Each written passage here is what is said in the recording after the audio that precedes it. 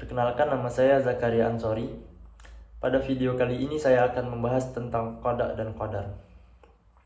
Apa itu qada dan apa itu qadar?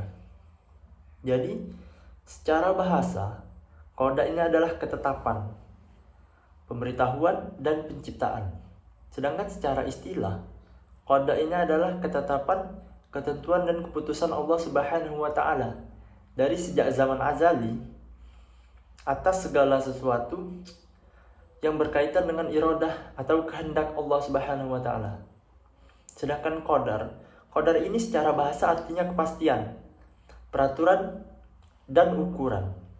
Sedangkan menurut istilah, qadar ini adalah aturan atau ukuran yang diciptakan oleh Allah Subhanahu wa taala. Perpaduan atau gabungan antara qada dan qadar ini biasanya disebut dengan takdir. Nah, jadi takdir ini berlaku kepada semua makhluk, baik yang telah terjadi, sedang terjadi, maupun yang akan terjadi. Nah, itu yang dinamakan dengan takdir. Berbicara tentang takdir. Nah, jadi takdir ini terbagi kepada dua macam. Yang pertama ada takdir mubram, dan yang kedua ada takdir mu'allaq. Apa itu takdir mubram? Jadi takdir mubram ini yaitu takdir yang tidak dapat dibantah atau tidak bisa lagi diubah oleh manusia. Takdir mubram ini sifatnya mutlak, sehingga manusia ini tinggal menunggu dan menjalankan saat takdir itu datang. Contohnya seperti kematian. Nah, jadi kematian itu sudah pasti, sifatnya mutlak, itu pasti akan terjadi kepada semua makhluk hidup. Jadi kita itu tinggal menunggu waktunya saja, kapan kematian itu akan datang kepada kita. Yang kedua ada takdir mu'allaq. Takdir mu'allaq ini yaitu takdir yang masih bisa diusahakan oleh manusia. Jadi takdir mu'allaq ini sifatnya itu belum baku atau masih dapat diusahakan, sehingga manusia ini bisa merubah takdir atau nasibnya. Contohnya seperti kita ingin menjadi orang yang pintar. Nah, jika kita ingin menjadi orang yang pintar, maka kita itu harus bersungguh-sungguh dalam belajar. Nah, bukan hanya belajar saja, tapi selain belajar itu kita juga harus ikhtiar kepada Allah Subhanahu wa taala.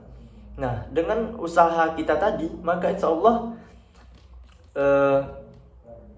takdir yang kita inginkan itu pasti akan tercapai. Orang yang beriman kepada qada dan qadar ini senantiasa selayaknya memiliki keimanan kepada rukun Islam secara utuh. Nah, jadi sebagai umat muslim, kita ini harus melakukan perilaku-perilaku yang tercermin dalam kehidupan sehari-hari. Apa saja perilaku itu? Yang pertama itu adalah ikhtiar. Apa ikhtiar itu? Ikhtiar ini adalah bersungguh-sungguh dalam mencapai keberhasilan. Jadi, sebelum menyerahkan segala persoalan ini kepada Allah, setidaknya kita ini sebagai orang yang beriman kepada qada dan qadar, nah, kita harus berusaha dengan sungguh-sungguh dahulu untuk mencapai keberhasilan atau sesuatu yang kita inginkan tadi. Meskipun Allah berkehendak lain atas usaha kita, nah, setidaknya kita sudah usaha dulu. Masalah takdir itu urusan Allah. Yang kedua ada tawakal. Tawakal ini menyerahkan segala persoalan kepada Allah Subhanahu wa taala. Jadi, setelah kita berusaha, sebaiknya segala persoalan ini diserahkan kepada Allah Subhanahu wa taala. Mengapa begitu? Karena manusia ini adalah makhluk yang lemah. Jadi, tidak mungkin dapat mengatasi persoalan itu sendiri. Selain itu, manusia ini juga perlu ketenangan batin. Maka sudah sepantasnya kita bertawakal kepada Allah Subhanahu wa taala. Semua itu Allah Subhanahu wa taala yang menentukan lewat takdirnya dan tidak dapat ditolak oleh manusia. Yang ketiga, syukur. Syukur ini selalu berterima kasih kepada Allah Subhanahu wa taala. Jadi, bersyukur adalah ciri orang yang tahu belas kasih, baik yang datang dari sesama manusia maupun dari Allah Subhanahu wa taala. Orang yang senantiasa bersyukur atas nikmat Allah, maka Allah itu akan menambah nikmat seseorang itu. Dan begitu juga sebaliknya. Jika orang ini tidak mau bersyukur, maka akan mendapat azab dari Allah Subhanahu wa Ta'ala. Oleh karena itu, selaku orang yang beriman kepada qada dan qadar, sudah selayaknya kita ini bersyukur kepada Allah Subhanahu wa Ta'ala. Yang keempat itu ada takwa. Jadi takwa ini dalam artian melaksanakan perintah Allah Subhanahu wa Ta'ala dan menjauhi larangannya. Jadi takwa ini adalah simbol orang yang beriman, menjalankan rukun Islam yang berjumlah 5, yaitu syahadat, sholat, puasa, zakat, dan beribadah haji bagi orang yang mampu.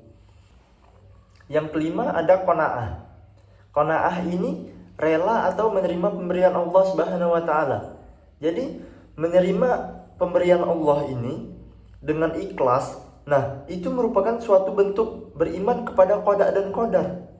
Kerelaan yang didasari sudah takdirnya dari Allah akan diterima tanpa sedikit pun mengeluh atau membanding-bandingkan dengan orang yang lebih beruntung. Nah jadi apapun yang terjadi itu kita harus rela menerimanya. Dan kita itu tidak boleh membandingkan dengan orang yang lebih beruntung daripada kita. Itulah bentuk dari qanaah itu. Terus yang terakhir ada sabar.